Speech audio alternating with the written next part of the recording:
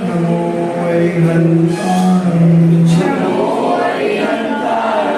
नमो सिद्धाणं नमो आर्याणं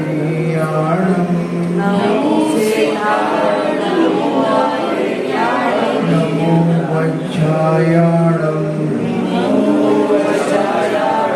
नमो लोये सभ्यसाहूणं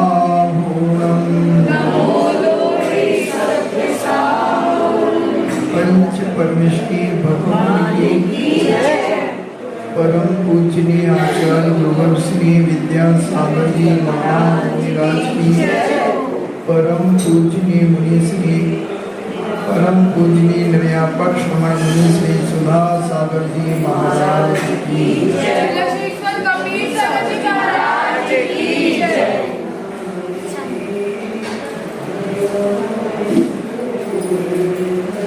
कल अपन ने मंत्र के बारे में पढ़ा था कि नमोकार मंत्र क्या है, उसमें कितनी मात्राएं होती हैं। अब किसी ने पूछा कि इस मंत्र का महत्व क्या है, इसका प्रभाव क्या है, तो फिर जैनाचार्यों ने एक श्लोक बनाया, ऐसो पंच नमो यारो सब पाप प्रणाशनो मंगलाणां च सर्वे सभ्येसिम परमं हवै मंगलम्। उन्होंने कहा ऐसो पंच नमो यारो, नमोकारो भी मिलता है और नमो यारो भी मिलता है, तो उसका अर्थ एक ही है। ये जो पंच नमस्कार मंत्र है, सब पाप प्रणाशनो, तो सभी दुनिया में जितने पाप हैं उन पापों का नाश करने वाला है। और मंगलाणां च सभ्येसिम, और जितने भी दुनिया में मंगल हैं सभी मंगलों में परमं हवै मंगलम्, यानी ये पहला मंगल है। इसका जब कोई ने पूछा इस मंत्र का क्या प्रभाव है, तो उन्होंने श्लोक बना दिया, ऐसो पंच, तो सभी को आता होगा, ऐसो पंच नमो यारो सब पाप प्रणाशनो मंगलाणां च सभ्येसिम परमं हवै मंगलम्। तो ये उन्होंने श्लोक बना दिया। इसका अर्थ क्या है तो बताते हैं।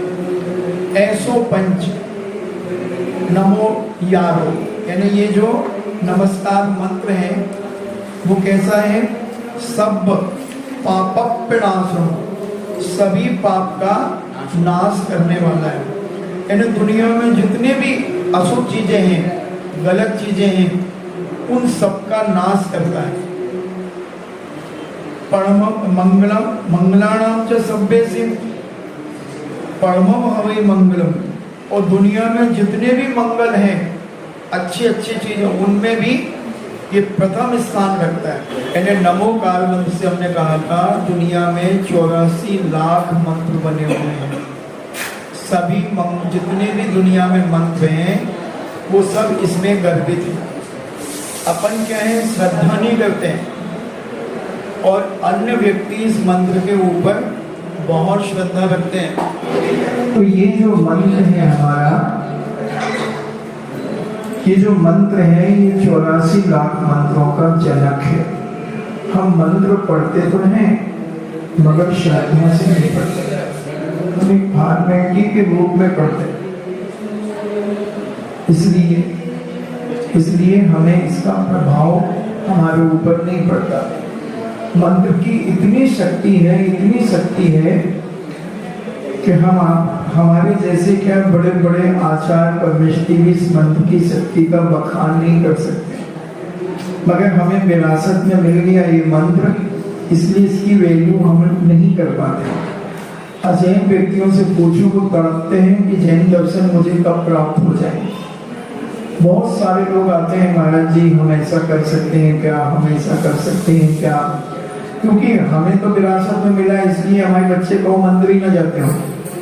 ऐसे बहुत से परिवार मिल जाएंगे जिनके बच्चे मंदिर नहीं जाते, नमोकार मंत्र भी कहो 1 मिनट के लिए ना बोलते हो, क्योंकि उन्हें विरासत में मिला है। और अन्य बच्चे इतनी श्रद्धा से नमोकार मंत्र को बोलते हैं।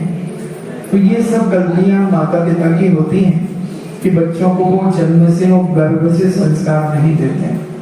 गर्भ में दिए हुए संस्कार ही बच्चे के जीवन में कार्यकारी होते हैं, लाभकारी होते हैं। तो ये मंत्र जो है ऐसो पंच नमो यारो सर्व पाप प्रणाशनो मंगलानाम च सभ्ये सिंह परमम हवै मंगलम। यह पंच नमस्कार मंत्र जो है सभी दुनिया में जितने भी पाप हैं उन सबका नाश करने वाला है।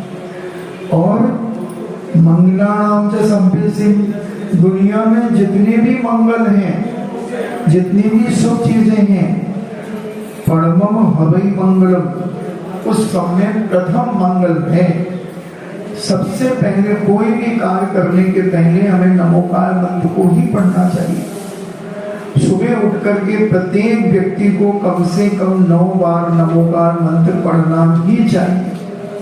सोने के पहले 9 बार नमोकार मंत्र पढ़ना चाहिए। भोजन करने के पहले 9 बार नमोकार मंत्र पढ़ना चाहिए। भोजन के बाद 9 बार नमोकार मंत्र पढ़ना चाहिए। दुकान बंद करने के पहले 9 बार नमोकार मंत्र पढ़ना चाहिए। दुकान खोलने के पहले 9 बार नमोकार मंत्र पढ़ना चाहिए। घर से निकलने के पहले 9 बार नमोकार मंत्र पढ़ना चाहिए। घर में आने के पहले 9 बार नमोकार मंत्र पढ़ना चाहिए। तो श्रद्धा, फिर देखें हम लेटरिन जाते हैं, वहां से आकर के 9 बार नमोकार मंत्र पढ़ना चाहिए। लघु शंका जाते हैं, 9 बार नमोकार मंत्र पढ़ना। हम साधुओं के लिए भी कहा कि अगर हम लघु शंका जाते हैं तो हमें नमोकार मंत्र पढ़ना पड़ेगा। जंगल से आते हैं तो नमोकार मंत्र पढ़ना पड़ेगा। तो ये बहुत बड़ी शक्ति हमारे अंदर एनर्जी पावर बढ़ाता है। और इस मंत्र की वर्णाएं हमारे संपूर्ण बॉडी के अंदर स्फुरित होती हैं और हमारे अंदर किसी प्रकार की बाहरी बाधाएं स्पर्श नहीं कर सकती, हमें परेशान नहीं कर सकती। हमारा सोच इस मंत्र के प्रति उतनी आस्था और श्रद्धा को लेकर के नहीं है। अगर इस मंत्र की शक्ति पे विश्वास हो जाए हमें, तो हमें दुनिया की कोई ताकत कभी परेशान नहीं कर सकती। कितने भी खूंखार व्यक्तियों से हम टकरा जाएं और नमोकार मंत्र अगर हम बोलते हैं तो वो शक्तियां अपने आप शांत हो जाएंगी। दम चाहिए, श्रद्धा चाहिए, विश्वास चाहिए। और जैन दर्शन विश्वास पे ही डिपेंड करता है। मानो तो भगवान है, नहीं तो पाषाण है, मार्बल के टुकड़ा है, एक पत्थर पड़ा है मार्बल का। मगर श्रद्धा हमारी कि नहीं नहीं ये भगवान है, 18 दोषों से रहित हैं, 46 मूल गुणों से युक्त हैं, ये भगवान ही है। जब आस्था बनेगी तो हमारा विश्वास और दृढ़ होता चला है। और जितना दृढ़ होगा, अपन देखते हैं कोई व्यक्ति भक्ति पूजन करता है, उसे बहुत लाभ होता है। और हमारे श्रीमान जी सालों से अभिषेक कर रहे हैं, पूजन कर रहे हैं, मगर हमारा प्रयोग से नहीं हुआ, हम वहीं के वहीं बैठे हैं। और एक व्यक्ति बहुत मध्यम वर्गीय था और भगवान की भक्ति पूजन करने से वो करोड़ों से खेलने लगा। तो वस्तु तो एक ही है, मगर उसके प्रति नजरिया हमारा क्या है, हमारा देखने का तरीका क्या है, हमारा देखने का तरीका क्या है, सोचने का तरीका क्या है। हम क्या मान करके भगवान के दर्शन कर रहे हैं। अब मम्मी कहती है तो चलो, बार बार मम्मी परेशान करती, मंदिर चले चलो, मंदिर जाओ मंदिर जाओ, लोग सिर पटक के आ जाते हैं। नहीं, ये गलत है। तुम्हें भगवान की पहचान होना चाहिए कि भगवान है क्या। दुनिया की सबसे सुंदर वस्तु है भगवान, सबसे सुंदर। लोग कहते हैं महाराज मंदिर तो कभी भी चले जाएंगे, सुबह जाना जरूरी है क्या, रात को चले जाएंगे, दोपहर को चले जाएंगे। नहीं, हम आपसे पूछते हैं, अगर आपसे कहा जाए सबसे पहले तुम क्या देखना चाहते हो, तो तुम कहोगे जो सबसे अच्छी चीज होगी। सबसे अच्छी चीज देखने से क्या फायदा है, माइंड फ्रेश हो जाता है।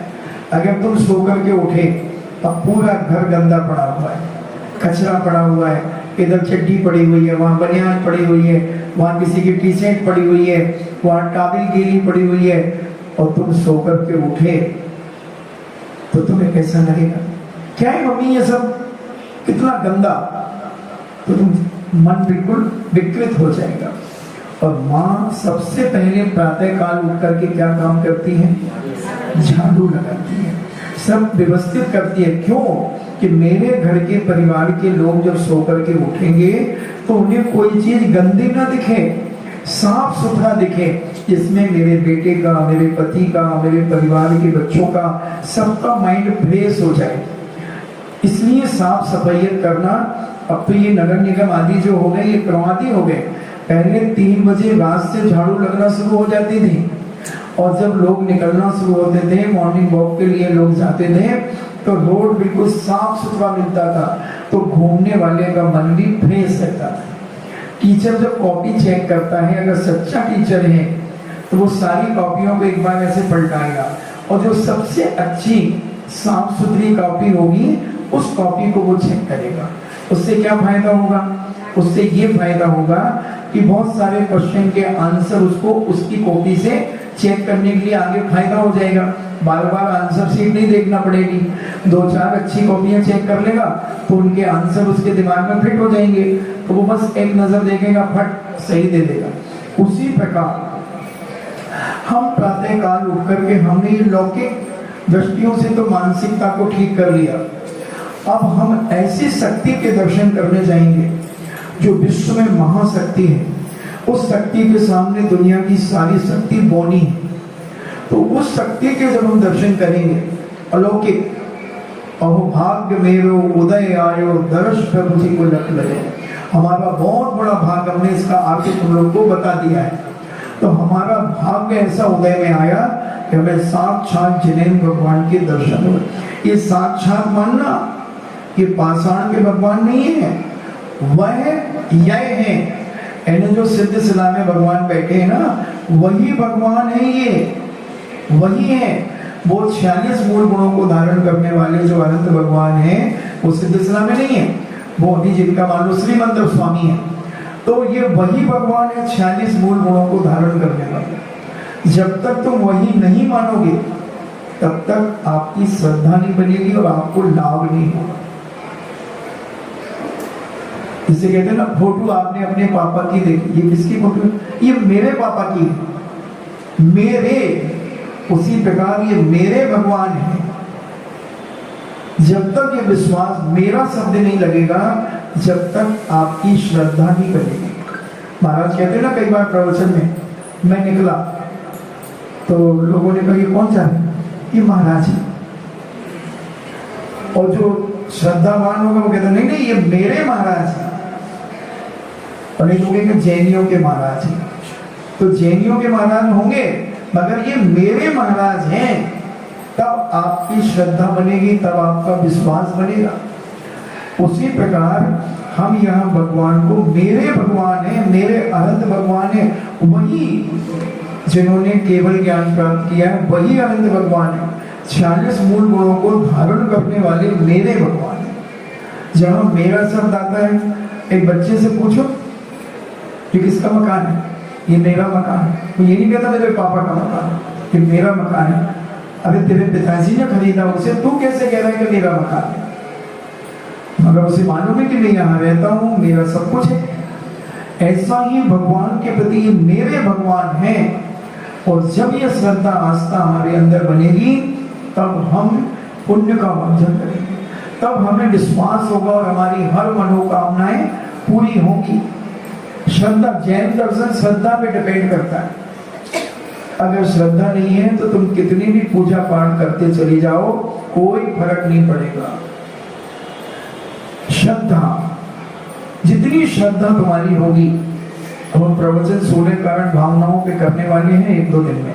थोड़ा ये वाला टॉपिक खत्म हो जाए तो तीर्थंकर प्रगति का बंध कैसे होता है, तीर्थंकर कैसे बनते हैं, इधर नहीं, शाम को जिज्ञासा के बाद तीर्थंकर कैसे बनते हैं, वो 16 कारण भावनाएं क्या हैं, दर्शन विशुद्धि, विनय संपन्नता, तो ये क्या है, इनकी व्याख्या अपन सुने।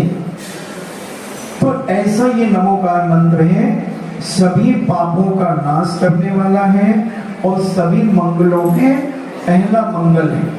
सबसे फर्स्ट, दुनिया में कोई इसके मुकाबले में नहीं है। इतनी आस्था विश्वास जब हमारे अंदर जागृत हो जाएगा तो हमें इस मंत्र की शक्तियां हमारे अंदर प्रकट होने लगी। 5 मिनट में तो हम एक माला फेर लेते हैं, कई लोग तो 4 मिनट में फेर लेते हैं। माला फेरने में कितना टाइम लगता है? अगर सबको कह दें एक माला फेरो, और एक माला हम भी फेरते हैं, और जिसकी माला हो जाए वो स्टार्टिंग की और लास्ट की घड़ी देख ले, जितने में तुम्हारी 5 माला हो जाएंगी उतने में हमारी एक माला भी नहीं होगी। माला फेरने के भी तरीके हैं, तो हमें माला भी फेरना तुम्हें सिखाना है, और इस मंत्र की महिमा तो हमने तुम्हें बता दी। अब किसको परेशानी है या समझ में नहीं आ रहा है, इस मंत्र के बारे में 58 मात्राएं हमने आपको गिना दी, 35 अक्षर बता दिए और 5 पद बता दिए। अब इसके बाद इस मंत्र की महिमा एक ओम भी बनता है। ओम कैसे बनता है? तो जैसे नमो अरिहंताणम का अरिहंत भगवान का आ ले लिया, शॉर्ट में जो छोटे बच्चे होते हैं ना, तो उनको पूरा मंत्र याद नहीं होता है, तो उन्हें ओम की माला फिराते हैं, तो ओम में भी पंच परमेश की गर्भित हो जाते हैं। इसको छोटा बड़ा मंत्र भी किया है लोगों ने, मगर मूल मंत्र तो 35 अक्षर 58 मात्राएं और 5 पद। इसमें अगर ओम लगा लिया तो वो फिर नमोकार मंत्र नहीं रहेगा, वो बदल जाएगा। तो यहाँ पर ओम कैसे सिद्ध होता है? तो कहते हैं नमो अरिहंताणम में जो आ है अरिहंताणम का, तो वो आ ले लिया। फिर सिद्ध भगवान कैसे हैं? आ शरीरी हैं, शरीर से रहित हैं, तो आ शरीरी का भी आ ले लिया। तो आ धन आ बराबर आ। फिर उपाध्याय का ऊ ले लिया, तो उसमें आ में उस ऊ की मात्रा लगा दी तो वो ओ हो गया, ठीक है। फिर मुनि महाराज जो होते हैं साधु, तो साधु का माँ ले लिया, तो माँ को प्लस कर दिया तो ओम बन गया। नमोकार मंत्र को मात्र 2 अक्षरों में कन्वर्ट कर दिया। तो ये छोटे बच्चों के लिए ओम ओम ओम। तो ओम की माला छोटे बच्चों को बुलवाना चाहिए, उनसे कहो 9 बार ओम बोलो। अगर पूरा नमोकार मंत्र आता है तो बहुत अच्छी बात है, नहीं आता है तो भोजन करने के पहले 9 बार ओम बोलो। घर से निकलते हो बेटा तो ओम बोलो, आते हो तो ओम बोलो। इसमें बहुत बड़ी शक्ति विद्यमान है। ये हालांकि जब अभी छोटे बच्चों को मैं बता रहा हूँ, और जितने बड़े बड़े साधु हो जाते हैं फिर वो ओम का ही ध्यान करते हैं। जब ओम का ध्यान उनका लगने लगता है तो ओम को भी हटा देते हैं, फिर वो अपनी आत्मा में आत्मा के द्वारा आत्मा का ध्यान करते हैं। तो ये सब चीजें धीरे धीरे कम होती जाती। 35 अक्षर से 1 अक्षर बना दिया ओम, फिर उसको भी हटा दिया। तो ये बड़े बड़े साधकों की बात होती है। तो ओम ऐसे बन गया। अरिहंत का आ, सिद्ध भगवान को दूसरा नाम आ शरीरी कहते हैं, जो शरीर से रहित हैं। तो आ शरीरी का भी आ ले लिया, तो आ धन आ। फिर आचार्य का आ ले लिया, अभी अपन ने आचार्य का नहीं लिया था, है ना। तो तुम्हें बताना चाहिए, हो सकता है तुम्हारी परीक्षा लेकर कि तुम कितनी कंसंट्रेशन से सुन रहे हो। तुम्हें कहना चाहिए महाराज जी आचार्य के बारे में तो बोले ही नहीं। तो आचार्य का आ बड़ा आ है, तो आ धन आ, तो बराबर आ हो गया। फिर उपाध्याय का ऊ, तो फिर उसमें ओ की मात्रा लगा दी गई। फिर मुनि, नमो लोहे शब्द साउनम, तो साधु को मुनि भी कहते हैं, तो मुनि का माँ ले लिया, तो उसमें ओ में माँ जोड़ दिया तो ओम बन गया, ठीक है।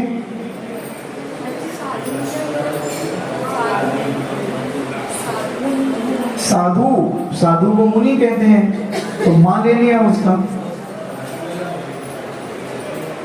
अब इस मंत्र का जाप कैसे करते हैं? सबसे पहले माला में एक मेरू लगा होता है। क्या बोलते? मेरू बोलते, सुमेरु बोलते, क्या बोलते? मेरू। तो ये मेरू क्या है? ये मेरू है। ये इसकी घटना क्या है? दो भाई थे, मेरू और सुमेरु। ये दोनों विद्याधर थे। विद्याधर वो कहलाते हैं जिनको अपने माता पिता से विद्याएं प्राप्त होती हैं और वो स्वयं भी सिद्ध करते हैं। वो विद्याधर, जैसे रावण विद्याधर था, तो वो विद्याओं के माध्यम से अपना रूप भी बना लेते हैं, अनेक प्रकार का विमान आदि भी बना लेते हैं, सब कुछ कर सकते हैं विद्याओं के माध्यम से। तो विद्याधर कहलाते हैं। इनकी नगरियां होती हैं, बहुत सारे विद्याधर होते हैं। हनुमान भी विद्याधर थे और नल नील आदि भी विद्याधर थे। बहुत से विद्याधर हैं। आप अगर पद्म पुराण जी पढ़ेंगे, पद्म पुराण का जब आप स्वाध्याय करेंगे तो आपको विद्याधरों की उत्पत्ति, उनकी नगरियां कहाँ पर हैं, सारा चीजों का ज्ञान होगा। तो ऐसे विद्याधर होते हैं। तो वो दोनों भाई जो थे, सुमेरुदत्त और मेरुदत्त, तो वो दोनों भाई थे। तो जो मेरुदत्त थे, इनको वैराग्य हो गया, ये मुनि बन गए और मुनि बन गए और एक जगह ध्यान में बैठ गए। तो पूर्व जन्म का कोई बैरी अपने विमान से कोई विद्याधर जा रहा था। तो पहले चतुर्थ काल में क्या होता था, कोई भी विमान अपने जिनालय के ऊपर से नहीं निकल सकता था, वो कीलित हो जाता था। या कोई तपस्वी मुनिराज आदि बैठे हैं तो उनके ऊपर से नहीं निकलता था, वो साइड से निकलेगा, या तो कीलित रुक जाएगा। वो कीलित का मतलब स्थिर हो जाएगा, आगे पीछे नहीं बढ़ सकता, इसलिए उसको साइड से पहले से ही वो ले जाते थे। अब उस विद्याधर का विमान रुक गया। जो मेरुदत्त मुनिराज बैठे थे, उनको मालूम चला कि नीचे कोई महाराज बैठे हैं, इसलिए मेरा विमान रुका। तो उसने सोचा चलो अपन नीचे उतर के उनके दर्शन करते हैं। दर्शन करते हैं तो जब दर्शन करने के लिए नीचे उतरा तो एकदम उसको गुस्सा आ गया उन्हें देख करके, अरे ये तो मेरा पूर्व जन्म का बैरी है। और उसने अपना तीर निकाल करके और मुनिराज को तीर मारना शुरू कर दिया। इतने तीर मारे कि उनका एक एक इंच जगह पर भी तीर चुभ गए, मगर वो इतना कंसंट्रेशन के साथ बैठे रहे, इतनी एकाग्रता से बैठे रहे, इतने ध्यान में बैठे रहे कि उनकी एकाग्रता के कारण उनको केवल ज्ञान प्राप्त हो गया, यानी परफेक्ट नॉलेज प्राप्त हो गया। और वो 5000 धनुष ऊपर चले गए। स्वर्गीय देवता उनकी पूजा करने के लिए आ गए। जब उनके भाई को पता चला कि मेरे भाई को एक विद्याधर ने तीरों से मार दिया है, तो वो अपनी सेना लेकर के युद्ध करने के लिए आया। तो जिस स्थान पर वो ध्यान कर रहे थे तो वहां तो कुछ था नहीं, स्वर्गीय देवता वहां पूजा कर रहे थे। तो उन्होंने पूछा कि भाई मेरे भाई यहाँ मुनि बने थे, वो कहाँ चले गए और उन्हें किसने मारा उनको? तो बोले मारा नहीं, दुश्मन ने तो तीर चलाए थे, मगर वो अपने ध्यान में इतने तल्लीन थे कि वो केवल ज्ञान को प्राप्त कर गए। तो वो और उत्तेजित हुआ, तो फिर उसको समझा दिया कि अब तुम क्यों कसाई कर रहे हो, वो तो केवल ज्ञान प्राप्त कर लिया, अब तुम किससे लड़ना चाहते हो? अब ये तुम दोनों की कसाई बन जाएगी, क्योंकि जिसके कारण तुम लड़ने आए हो उन्होंने तो केवल ज्ञान प्राप्त कर लिया, उन्हें दुनिया में तो आना ही नहीं है, तुम क्यों परेशान हो गए? तो उन्होंने कहा मेरे भाई को कैसे जानेंगे कि वो मुनि बने? तो सौदरन इंद्र कहता है कि लो, मैं माला में एक गांठ लगा देता हूँ और जब भी व्यक्ति माला फेरना शुरू करेगा तो तुम्हारे भाई जो मुनिराज बने हैं उनको याद करेगा। तो ये मेरू बना दिया गया और इसको ये गांठ हो गई। तो जब भी हम माला फेरें तो पहले मेरुदत्त मुनीन्द्राय नमो नमः, मेरुदत्त मुनीन्द्राय नमो नमः, ये सबसे पहले बोलना चाहिए। तो जो मेरुदत्त मुनिराज हुए हैं उनके लिए हमारा नमस्कार हो जाएगा। ऐसा विमल पुराण के अंदर ये कथा आती है। बहुत सालों पहले मैंने ये कथा पढ़ी थी, और भी कहीं आती होगी, उत्तर पुराण में भी शायद आती होगी। तो ये कथा ऐसी है। अब ये माला जो है कैसे फेरना, सबसे पहले मेरुदत्त मुनीन्द्राय नमो नमः कह करके माला स्टार्ट करना। अब ये तीन मोती हैं, ये सम्यक दर्शन, सम्यक ज्ञान, सम्यक चारित्र के प्रतीक हैं। फिर इस माला को, इसको फेरने के तीन चार तरीके हैं भैया। वही सबसे पहले बैखरी। बैखरी का मतलब है जो बिखर जाता है, उसे बैकरी में समझ लेना, नहीं तो बिस्कुट की बैकरी समझ लो। हाँ, नहीं तो इधर के लोग खबोड़े बहुत हैं, वो क्या खाते हैं, वो आलू की पूरी, बेड़ी। तो ये बहुत खाते हैं, इतना खाते हैं मगर इनको पता नहीं कैसे पच जाती है, कितनी गरिष्ठ होती है वो। तो ये नहीं तो बेकरी ना समझो, बैखरी, बैखरी, बा के ऊपर आई की मात्रा और खा और री, बैखरी यानी बिखर जाती है, इसका मतलब है बिखर जाती है। तो कई लोग मंत्र को जब बोलते हैं नमो नमो सिद्धांत नमो आर्याणम, ऐसे जाप करते हैं। तो ये ऐसे जाप करने वाले की जो मंत्र की शक्ति है वो बिखर जाती है, फैल जाती है, तो उसको बैखरी कहते हैं। फिर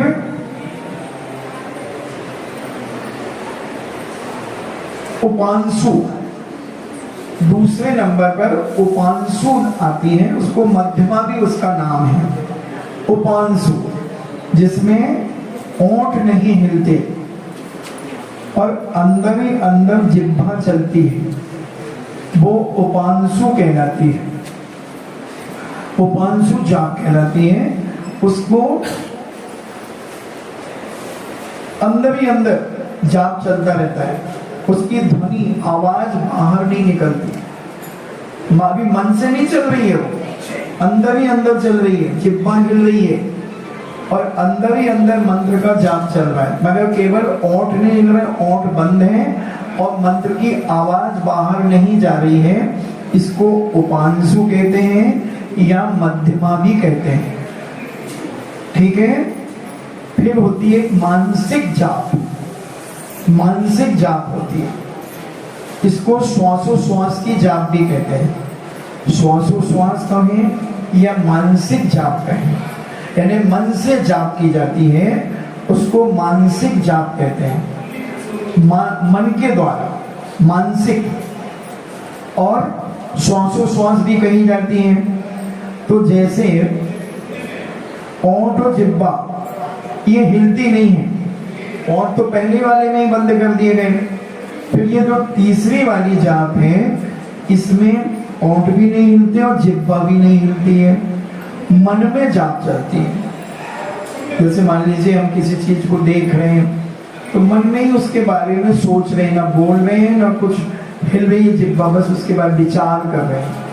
तो ऐसे ही उस मंत्र को हम अपने स्मरण करते हैं, जाप कर रहे हैं हम, तो माला ले ली हाथ में, अब वो मंत्र का स्मरण करके एक मोती खिसका देंगे 5 पदों का। कुछ लोग एक बहुत बड़ी गलती करते हैं, वो कैसे माला करते हैं 9 बार, नमो रुद्राणम नमो सिद्धाणम नमो आर्याणम नमो अध्ययनम नमो लोहे शब्द श्रावणम, ये उनकी 5 बार हो गया। फिर नमो रुद्राणम नमो सिद्धाणम नमो आर्याणम नमो अध्ययनम 9 बार नमो का अंत हो गया। ऐसे बहुत जगह करते हैं लोग। कई बार जब प्रवचन करने के बाद 9 बार नमो का मंत्र पढ़ा जाता है तो ऐसे कर रहे तो उनकी 1 सेकंड में हो जाती है, बहुत सारे लोग करते हैं। मगर मंत्र 9 बार का मतलब है 9 परा 45 बार उच्चारण होना चाहिए। नमो रियंताणम नमो सिद्धाणम नमो आर्याणम नमो अध्ययनम नमो लोहे शब्द श्रावणम, ये 1 बार है। फिर इसको रिपीट करेंगे 2 बार, फिर रिपीट करेंगे 3 बार, फिर रिपीट करेंगे 4 बार, फिर रिपीट करेंगे 5 बार, फिर 6 बार, फिर 7 बार, फिर 8 बार, फिर 9 बार, तब ये 9 बार नमो का मंत्र माना जाएगा। तो ये मानसिक जो मंत्र है, जाप है, वो मन में ही चलेगी। और श्वासोश्वास की जाप इसी को कहते हैं। तो कैसे करेंगे, जैसे हमारी श्वास ऊपर आई तो इसी मन के द्वारा नमो अरिहंताणम हमें उसमें विचार करना है, बोलना नहीं है, मुंह से नहीं बोलना है, ना जिह्वा से बोलना है, केवल मन में कल्पना करना है, ये नमो अरिहंताणम फिर सांस नीचे गई नमो सिद्धाणम, फिर सांस ऊपर आई नमो आयरियाणम, फिर सांस नीचे गई नमो लोए, फिर नमो वज्रायाणम, फिर ऊपर आई नमो लोए, फिर नीचे गई शब्द साहुणम। तो 3 श्वास में हमने एक बार नमोकार मंत्र को पढ़ा।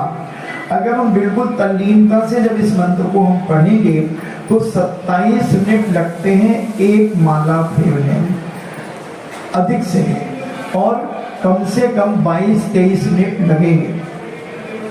कई महिलाएं, महाराज हम तो 25 माला रोज फेरते हैं। हाँ महाराज जी, नमोकार मंत्र की 25 फेरते हैं, असिया उषा की 20 फेरते हैं, पारसनाथ भगवान की 10 फेरते हैं, पता नहीं कितनी है। और पता चला एक भी उनकी माला ही नहीं। माला फेर रही है और मच्छर आ गया तो जब माला ही हंटर बन गई, चटाक से देती है एक। माला फेर रही है भाई जी, अब माला फेरते फेरते कोई दिख गया, इन्हें हम अभी चल रहे हैं, अभी तो लोग जाओ। ये सब पाखंड है, ये माला नहीं है। ये इसीलिए मंत्र का, माला का प्रभाव हमारे ऊपर नहीं पड़ता, हमें पुण्य नहीं। हम माला फेर में कितनी आकुलता के साथ में माला फेरते हैं, कितनी फड़फड़ाहट रहती है। और धर्मात्मा बनने के हम बहुत बड़ा टाइटल लेना चाहते हैं कि हम बहुत बड़े धर्मात्मा, बहुत बड़े धर्मात्मा।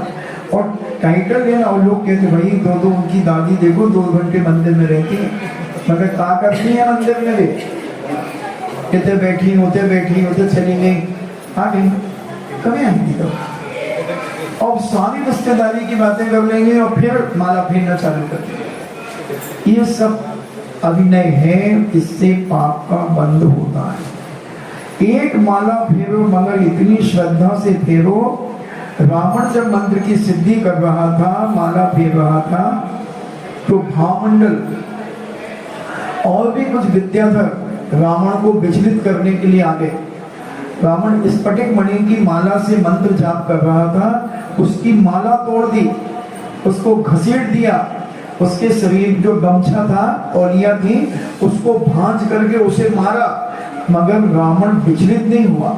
अगर एक होमकार कर देता ना रावण, तो भावमंडल जैसे थर-थर कांप जाते।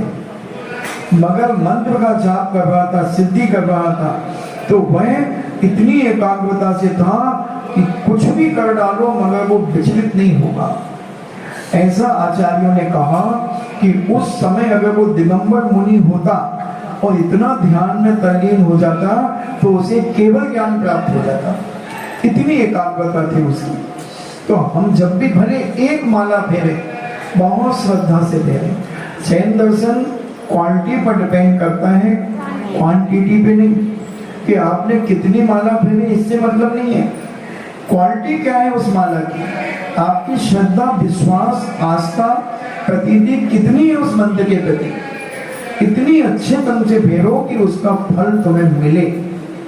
केवल 108 बार मंत्र बोलने का फल तो मिल जाता है, मगर उसकी शक्ति प्रकट नहीं होती है। वो शक्ति प्रकट करने के लिए एकाग्रता चाहिए, और जब तक एकाग्रता नहीं होगी तब तक आपकी माला फेरना, बुरा नहीं कह रहा हूं, मगर बहुत कम नंबर मिलेंगे। जैसे जूनियर बच्चे परीक्षा में बैठ जाते हैं, तो बैठ तो गए, अच्छी बात है, चर्चा का विषय हुआ कि छोटे बच्चे बैठे, मगर नंबर कितने मिले? मान लो 2 मिल गए, 5 मिल गए, 10 मिल गए, तो चलो ना मामा से काना मामा तो अच्छा है। किसी बच्चे का मामा ही नहीं है, और एक का मामा तो है मगर उसका एक बल्ब फ्यूज है मामा का, तो मामा तो है। उसी प्रकार वो बच्चा परीक्षा में बैठा तो है, चलो कुछ ना कुछ तो लाया। उसी प्रकार तुमने माला फेरी, कुछ ना कुछ तो मिलेगा, मगर जो मिलना चाहिए वो नहीं। समय भी लगा, गिनती के नाम से हो गई कि हमने 25 माला फेरी है, मगर एक माला का भी पुण्य नहीं मिला। अब लोग कहते महाराज जी माला में मन नहीं लगता, किसी का पढ़ने में मन लगता है, पढ़ा लो उनको, खूब पढ़ा लो, पढ़ लेंगे, और एक माला फेरो तो उनका माला में मन नहीं लगता। तो क्यों नहीं लगता? क्योंकि हमें अपने उस मंत्र के प्रति श्रद्धा नहीं है। मंत्र के प्रति जब तक श्रद्धा नहीं बनेगी, किसी भी चीज में आपकी श्रद्धा तभी बनेगी, जब श्रद्धा बनेगी तभी उसमें मन लगेगा। नोट गिनने में कैसा मन लगता है? नोट गिनने दे दो, कभी जमाई नहीं आएगी, कभी कोई बात इधर उधर की याद नहीं आएगी, और पूजा करते समय कैसी जमाइयाँ आ जाती हैं, माला फेरते समय नींद के झटके आ जाते हैं। नोट गिनते समय आज तक किसी को झटका आया, नींद आई? नहीं आई। तो उस पर हमें श्रद्धा है, क्योंकि ये मेरे हैं। तुमने मंत्र को मेरा माने नहीं कि मंत्र मेरा है। अगर मेरा मंत्र होता तो उसकी जाप बहुत श्रद्धा से करी जाती। एक माला फेरो मगर बहुत विश्वास और श्रद्धा के साथ। अब हम ये अरविंद भगवान के 46 मूल गुण भी आपको बताएंगे, सिद्ध भगवान के 8 मूल गुण बताएंगे, आचार्य परमेष्ठी के 36 मूल गुण बताएंगे, उपाध्याय के 25 बताएंगे और मुनिराज के 28 मूल गुण बताएंगे। तब हमारी श्रद्धा बढ़ेगी। हमने अभी 2.5 महीने तक इसी नमोकार मंत्र के ऊपर ललितपुर में प्रवचन दिया। 2.5 महीने नमोकार मंत्र के ऊपर। तो ये हम समझें अपने जीवन में, ये मंत्र छोटा मोटा मंत्र नहीं है, बहुत विशाल मंत्र है। 84 लाख मंत्र बने हैं जिस मंत्र से। इतना बड़ा मंत्र है और हम इसको यूं समझते हैं। इसलिए अब कल और इसकी एक चौथी सूक्ष्म जो माला है वो बताएंगे। देखो हमने कल कहा था कि जो 3 कम 9 करोड़ मुनिराज की बात आई थी क्या कल? तो ये 6ठे गुण स्थान से लेकर 14वें गुण स्थान तक के मुनिराज होते हैं। तो 6ठे गुण स्थान में कितने मुनिराज होते हैं? 5 करोड़ लिख लें। 6ठे गुण स्थान वर्ती मुनिराज 5 करोड़ 93 लाख 98,206 59398,206 59398,206 ये 6ठे स्थानवर्ती मुनिराज होते हैं। 59398,206 इसको कैसे पढ़ेंगे? 5 करोड़ 93,98,206 ये 6ठे गुण स्थान वाले मुनिराज होते हैं। फिर 7वें गुण स्थान में इसके बिल्कुल आधे कर लीजिए। 7 नंबर डाल लो, फिर गुण स्थान बाद में लिख लेना। 7वें में 29699,103 कितने हो गए? 29699,103 यानी 2,96,99,103 ये कौन से गुण स्थान के हो गए? 7वें। अब उपसम श्रेणी होती है 8वां 9वां 10वां और 11वां। ये 4 गुण स्थान उपसम श्रेणी के माने जाते हैं। समझ में आ रहा है? 14 गुण स्थान होते हैं, है ना? तो ये 6ठे और 7वें के तो ये मुनिराज हो गए। फिर उपशम श्रेणी में जो मुनिराज होते हैं 8वें में 9वें में 10वें में और 11वें में, तो ये मुनिराजों की संख्या 299 होती है। 8वें गुण स्थान की 299, 9वें गुण स्थान की 299, 10वें गुण स्थान की 299 और 11वें गुण स्थान की 299। तो ये सब मिलाकर के 1196 हो जाते हैं। 1196 ये उपशम श्रेणी के हो गए। फिर छपक श्रेणी होती है। छपक श्रेणी में क्या होता है? 8वां गुण स्थान छपक श्रेणी में माना जाता है, 9वां माना जाता है, 10वां माना जाता है और 12वां माना जाता है। 11वां उसमें आ गया, उपशम श्रेणी में 11वां आ गया और छपक श्रेणी में 9, 8, 9, 10 और 12। हाँ आ तो गया, मगर ये बीच का 11वां गुण स्थान जो है ये छपक श्रेणी में नहीं लिया जाता।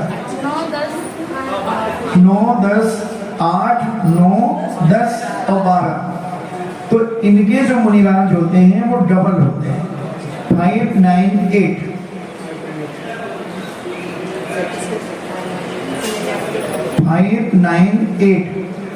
तो ये 4 के हो गए, मतलब 8वें गुण स्थान के भी इतने होते हैं, 9वें के भी इतने होते हैं, 10वें के भी होते हैं, 12वें के भी होते हैं। तो ये सब मिलाकर के कितने हो गए?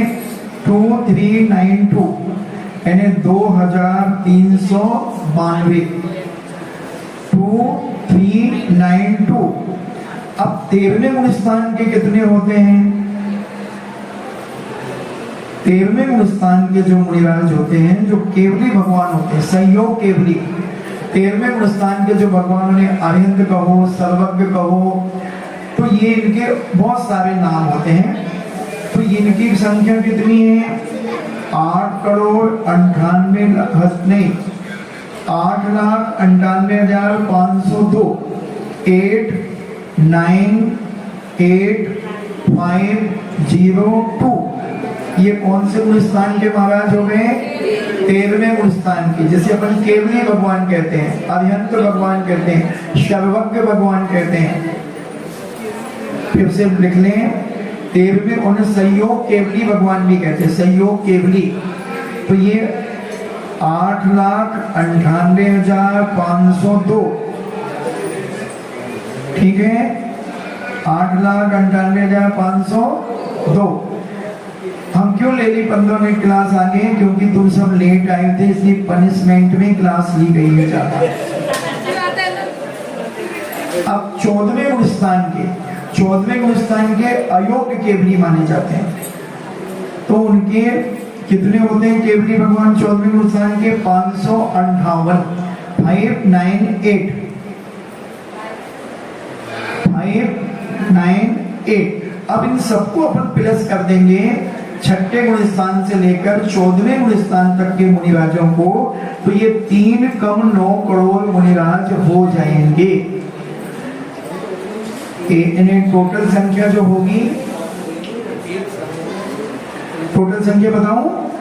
8 9 9 9 9 9 9। कितने बार 9 लिखे? 6 बार, और एक 8 लिखा आगे, फिर उसके बाद लिखे 7। तो 3 कम 9 करोड़ मुनिराज होते हैं। कई बार अपन सही बोलते हैं ना, 3 कम 9 करोड़ मुनिराजों की। तो ये कौन हो गए? छठे गुण स्थान से लेकर के 14वें गुण स्थान तक के मुनिराज की संख्या हो गई। क्या बताऊं? छठे गुण स्थान के फिर से मिला लें, 5 9 3 9 8 2 0 6। ये छठे गुण स्थान के। 7वें गुण स्थान के 2 9 6 9 9 1 0 3, ठीक। फिर उसके बाद उपशम श्रेणी के 8वें 9वें 10वें 11वें गुण स्थान के 299 299। फिर उपशम श्रेणी के छपक श्रेणी के हो गए 598 598। इसमें कौन कौन से गुण स्थान आ जाएंगे? 8वां 9वां 10वां 12वां। अब उसमें 8 9 10 11 उपशम श्रेणी में। फिर 13वें गुण स्थान के मुनिराज 8,98,502। 8,98,502। 14वें गुण स्थान के, जिसे अयोग्य केवली कहते हैं, उनके 598। तो ये सब मिलाकर के कितने हो गए? 8 9 9 9 9 9 9 और 7। ये 3 कम 9 करोड़ मुनिराज हो गए। जिनवाणी के ज्ञान से सुने लोगालो, सोवाणी मस्तक धरो सदा बेतहु लो। जिनवाणी भारती तो ही जगो दिन में, जो देव शरणा गए सो आपे सुचे। देव भजो अरिहंत को गुरु से माने बल दया धर्म पालो सदा यही मोक्ष का बल। नमो